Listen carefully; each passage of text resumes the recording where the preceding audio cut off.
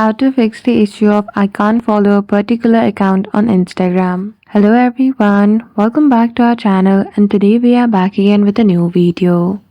So without any delay, let's get into it.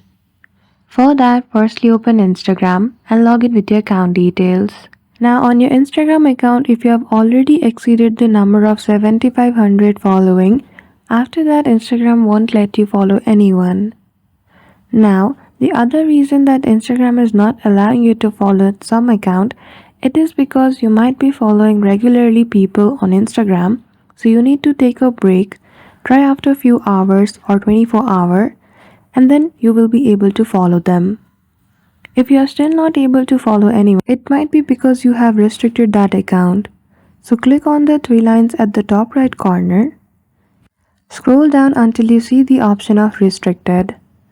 You will be able to find it under how others can interact with you. If you see that person's name in this list, simply unrestrict their account and after that you will be able to follow them. So that's it. I hope you found this video helpful. If you did, don't forget to give it a thumbs up and subscribe to our channel for such tutorial. Thank you for watching till the end.